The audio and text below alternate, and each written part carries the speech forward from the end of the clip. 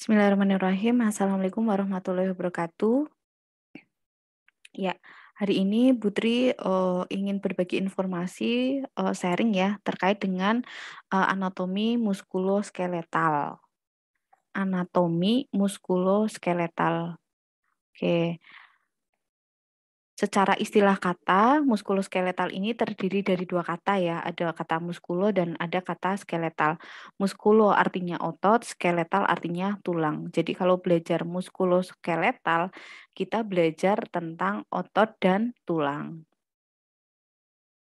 Oke, sistem pergerakan ini ketika tangan atau kaki kita bergerak ini butuh koordinasi dari 4 organ ya, dari saraf, tulang, otot, dan sendi. Jadi bukan hanya tulang dan otot saja, tapi harus ada koordinasi dengan saraf maupun sendi ya. Oke, sistem otot sendiri terdiri dari otot itu sendiri, fascia dan tendon.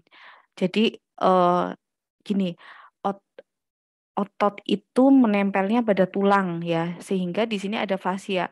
Kalau fascia ini adalah lapisan pembungkus otot.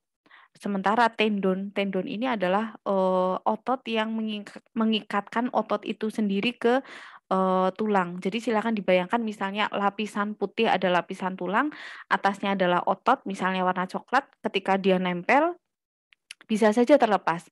Tapi ini nggak bisa terlepas otot pada tubuh kita maupun otot pada tubuh kita menempel pada tulang itu karena diikat oleh yang namanya tendon sehingga tempelan tadi nggak bisa lepas sendiri karena sudah diikat oleh yang namanya tendon. Nanti ada gambarnya ya. Putri ulangi, kalau fascia adalah pembungkus otot, kalau tendon ini adalah yang mengikatkan otot pada tulang.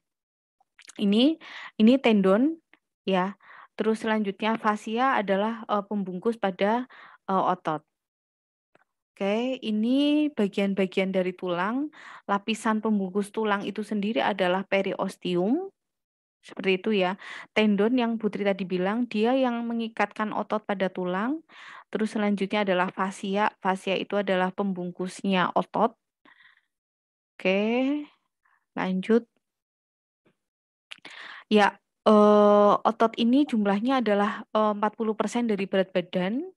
Terus fungsinya adalah untuk gerakan sadar. Jadi otot ini adalah gerakan sadar ya dan menegakkan tubuh. Fungsi yang lain sebagian besar itu menempel pada tulang seperti yang tadi Putri jelaskan. Otot ini dapat dirangsang secara kimia, listrik dan mekanik karena tadi ya termasuk gerak yang sadar ya. Otot ini ada 3 ya. Otot bergaris atau lurik ini adalah otot sadar, selanjutnya adalah otot polos. Otot polos ini terdapat pada pembuluh darah dan otot jantung ya. Jadi Putri ulangi 3 pembagian otot, ada otot bergaris. Otot bergaris ini atau otot lurik terdapat pada tulang, terus otot polos pada pembuluh darah dan otot jantung yang terdapat pada jantung. Kalau otot skeletal, otot lurik ini bekerja di bawah kesadaran kita, tapi kalau otot di pembuluh darah maupun di otot jantung itu bekerja di luar kesadaran kita. Kan kita nggak ngomong ke jantung ya, jantung kamu berdenyut dong, kan enggak kan, memang dia bekerja secara tidak sadar. Oke, ini penjelasan yang tadi. Ini Oke, fascia. Fascia adalah jaringan yang membungkus dan mengikat jaringan lunak. Yang tadi Putri bilang ya, bahwa fascia ini adalah pembungkusnya otot. Terus fungsi dari fascia adalah mengelilingi otot, menyediakan tempat tambahan otot, memungkinkan struktur bergerak satu sama lain, dan menyediakan tempat pembuluh darah dan saraf. Jadi di otot pun tetap ada pembuluh darahnya. Nanti letaknya di mana? Di fascia. Selanjutnya adalah tendon. Tendon adalah pengikat otot pada tulang berupa serabut-serabut putih dan memiliki sedikit elastisitas. Jadi yang tadi Putri bilang tendon adalah pengikat otot pada tulang. Biar tadi ibaratnya ototnya tuh nggak lepas dari tulang ya harus diikat oleh yang namanya tendon. Fungsi dari tendon adalah memungkinkan massa otot yang besar, mengkonsentrasikan kekuatannya pada satu tulang atau menggabungkan beberapa tendon, protektif dan suportif di sekitar sendi.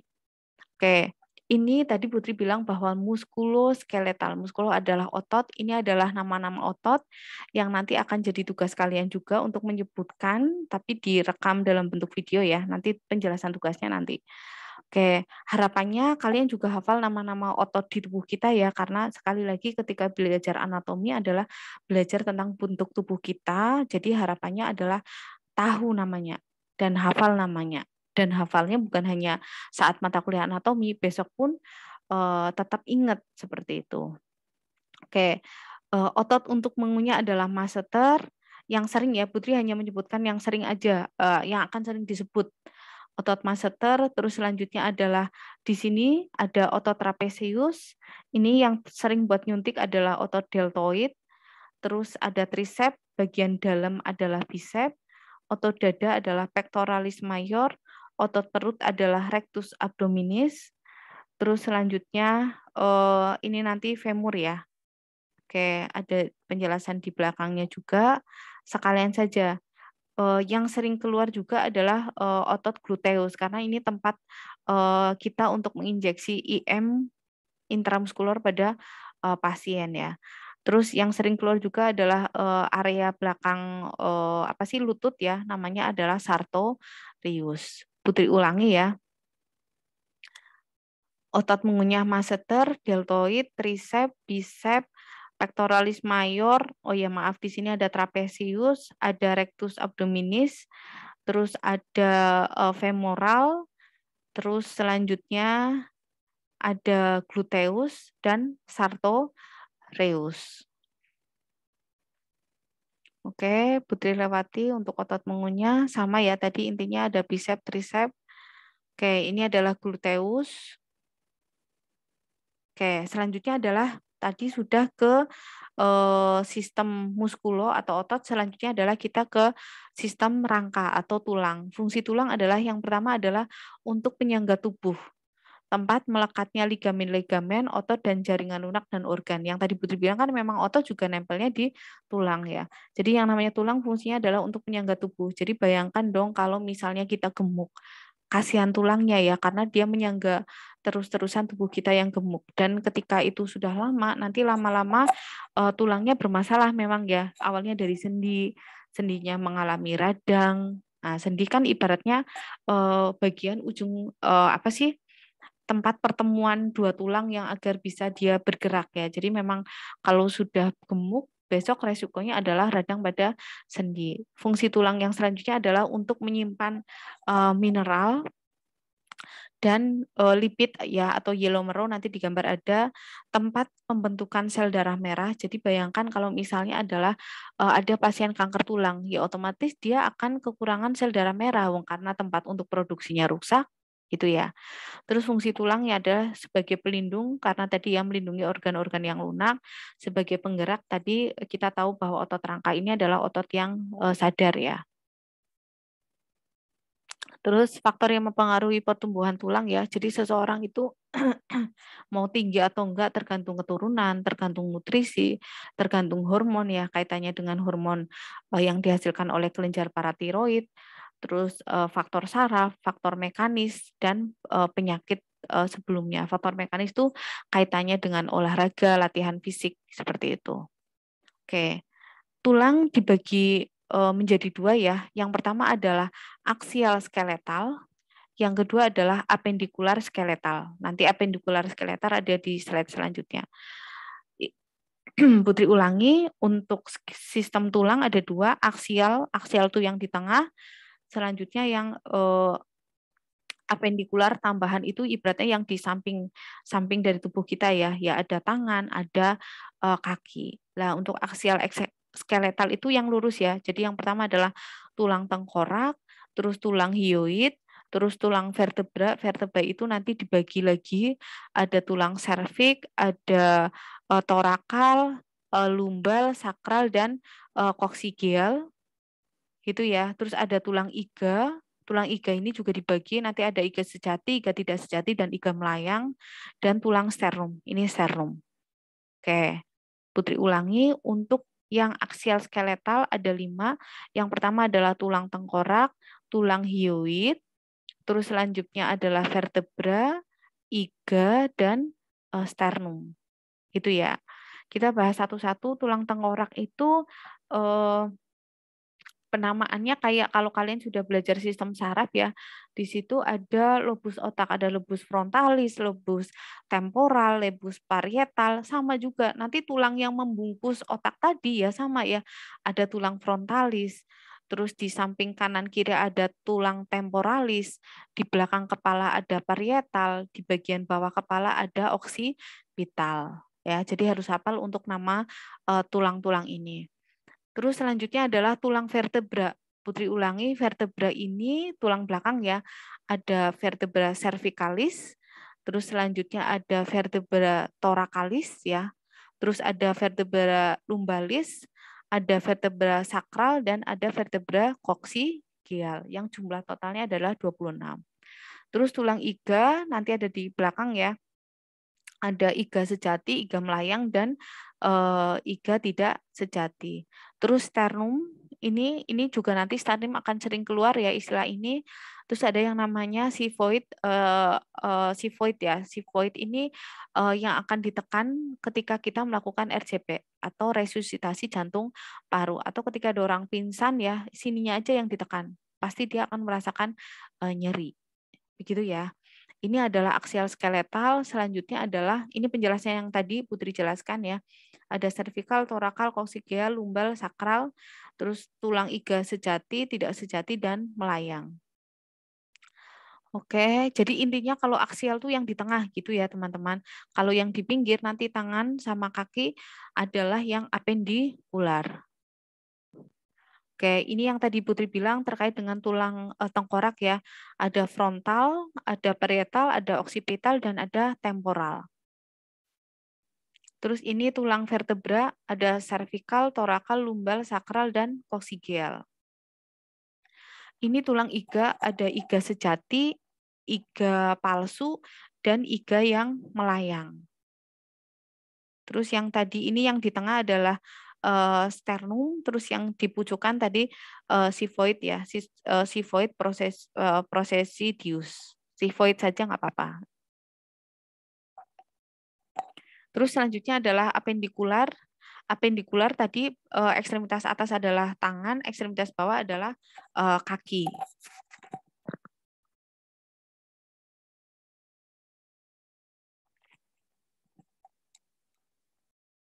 Oke. Terus selanjutnya untuk ekstremitas atas nanti ada yang namanya scapula, ada clavikula, ada humerus, radius, ulna, karpal, metakarpal, dan falang. Yang bawah kaki ada femur, ada fibula, tibia, patella itu dengkul ya atau lutut. Terus ada tarsal, ini pergelangan kaki, metatarsal telapak kaki, dan falang adalah jari-jari. Ya. Oke, kita lihat gambarnya. Oke. Yang memanjang ini namanya adalah nama tulang clavikula. Terus yang di bagian punggung, bagian belakang ada tulang namanya adalah scapula. Terus ini adalah humerus. Terus ini ada dua tulang, ada yang sejajar dengan ibu jari, ada juga yang sejajar dengan jari kelingking. Ya, kalau sejajar dengan ibu jari adalah radius, kalau yang sejajar dengan jari kelingking adalah ulna. Gitu ya. Pergelangan tangan karpal, terus telapak tangan adalah metakarpal, dan jari-jari adalah falang. Terus tulang paha adalah femur, ini patella. Terus ini kan ada dua ya, yang besar adalah tibia, yang kecil fibula. Terus pergelangan kaki adalah tarsal, telapak kaki metatarsal, dan jari-jari adalah falang. Dan ini nanti kalian harus hafal ya, dihafalkan sendiri, dan nanti bentuk tugasnya ya bentuk hafalan dari kalian. Oke, ini yang tadi, gambar yang tadi sama ya. Ada clavikula, scapula, humerus, terus yang sejajar dengan jari kelingking ini ulna, yang sejajar dengan ibu jari adalah radius, terus ini karpal, metatarsal, dan falang. Terus yang di kaki ini femur, patella, yang besar adalah fibula ya. Oh, ini maaf. Yang besar adalah tibia, yang kecil adalah fibula, terus ini tarsal, metatarsal, terus falang. Putri ulangi, ditegaskan kembali ya. Kita lihat di sini yang besar itu yang tibia, yang kecil fibula. Oke. Untuk struktur tulang sendiri ada jaringan yang padat sama jaringan yang spons. Spons itu maksudnya dia bolong-bolong ya, berbentuk jala. Ada di mana? Misalnya yang berbentuk spons itu, ada pada skapula, ada pada kranium, pada sternum, dan pada iga. Oke, periosteum adalah membran yang membungkus tulang dan terdapat di situ banyak pembuluh darah saraf ya. Terus selanjutnya adalah kartilago atau tulang rawan. Tulang rawan ini dijumpai pada sendi dan di antara dua tulang, tetapi tidak mengandung pembuluh darah, tetapi diselubungi membran yaitu perikardium. Oke, macam-macam kartilago atau tulang rawan. Tadi letaknya kartilago ada di sendi ya. Ada 3 macam tulang rawan, ada tulang rawan hialin, ada tulang rawan fibrosa, dan tulang rawan elastis. Oke, selanjutnya adalah ini bagian-bagian tulang, kita langsung ke gambar saja. Oke. Bagian tulang, ini ada epifisis, ada diafisis, ada metafisis, ada epifisis lagi. Jadi ini epifisis yang atas, proksimal, ini epifisis yang bawah. Ya. Terus selanjutnya, tulang tadi kan punya fungsi ya untuk menyimpan sumsum kuning ya, atau di sini adalah yellow marrow. Dia juga sebagai fungsi memproduksi tempat produksi sel darah merah. Di sini ada red marrow cavity. Terus ada yang padat compact bone, yang ini berongga adalah spongy bone yang tadi yang bentuk spon-spon gitu ya, lubang-lubang. Terus selaput pembungkus tulang disebut sebagai periosteum. Oke, ini gambar yang tadi sama di periosteum. Tadi Putri bilang bahwa banyak pembuluh darah arteri, vena, dan saraf. Sebenarnya adalah satu lagi ya, ada pembuluh limfe. Karena pembuluh darah ini ya selalu apa sih bersebelahan ya. Oke, ini adalah sel-sel tulang. Sel tulang osteon ya, nama lain sel tulang adalah osteon, terdiri dari 3 sel. Ada osteoblast. Osteoblast itu adalah sel pembentuk tulang. Osteosit ini adalah sel tulang yang sudah matur. Osteoklas ini adalah yang apa sih ya, yang memakan ibaratnya ya, memakan sel-sel tulang yang sudah mati. Oke, ini sama gambar yang tadi ya, ada epifisis proksimal, diafisis, sebenarnya di sini ada metafisis, terus ada epifisis distal. Ini bagian yang padat, compact bone, ini yang berongga, ya, spongy bone. Terus yang di dalam adalah sumsum kuning, terus pembungkus tulang adalah periosteum. Oke, ini sama yang tadi ya, bahwa di dalam tulang, pembungkus tulang itu ada pembuluh darah arteri, vena, terus saraf, terus selanjutnya adalah pembuluh limfe. Oke. Jadi kalau di gambar ini adalah osteon ya, ini diambil dari salah satu ini. Osteon, ada osteoblast sel pembentuk tulang, terus selanjutnya adalah ini osteosit adalah sel tulang yang sudah matur ya, terus nanti dia akan diabsorpsi yang sudah mati ya, yang sudah tua diabsorpsi oleh osteoklas. Ini penjelasan yang tadi ya, osteoblast itu adalah menghasilkan jaringan osteoid dan menghasilkan dan mengekskresikan fosfatase dalam pengendapan kalsium dan fosfat ke dalam matrik tulang. Osteosit ini adalah sel tulang dewasa. Terus osteoklas ini adalah sel yang mengabsorpsi mineral dan matrik tulang. Dia menghasilkan enzim proteolitik yang memecah matrik sehingga terlepas ke dalam darah. Mengabsorpsi ya. Osteoblast pembentuk tulang, osteosit yang matur, terus yang ibaratnya apa sih ya, yang sudah mati diserap oleh osteoklas.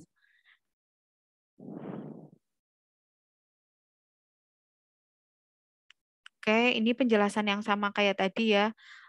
Osteoblast ini yang bentuk biru-biru ini, yang matur adalah osteosit, terus yang mati dimakan oleh osteoklas. Ini yang tadi Putri bilang ya, bahwa di dalam periosteum ada pembuluh darah arteri warna merah, biru vena, terus ada kuning adalah saraf, dan ada pembuluh limfe. Terus ini osteositnya ya, sel-sel tulang yang sudah matur. Oke. Ini gambar yang tadi sama. Ini nanti untuk tugas menerangkan ya. Ini juga sama ya. Nanti kalian ada tugas untuk menjelaskan ini apa sih?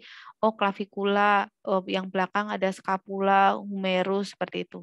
Nanti apa penjelasan di tugas selanjutnya. Ini nama-nama ototnya. Oke, sampai sini ada pertanyaan? Kalau tidak, kalau ada pertanyaan silakan sampaikan ke forum diskusi atau sampaikan ke Sipen. Nanti Sipen bisa ke Putri ya. Terus nanti silakan dikerjakan tugas dari saya dan ada kuis juga yang harus dikerjakan. Demikian dari saya. Terima kasih. Semoga bermanfaat. Wassalamualaikum warahmatullahi wabarakatuh.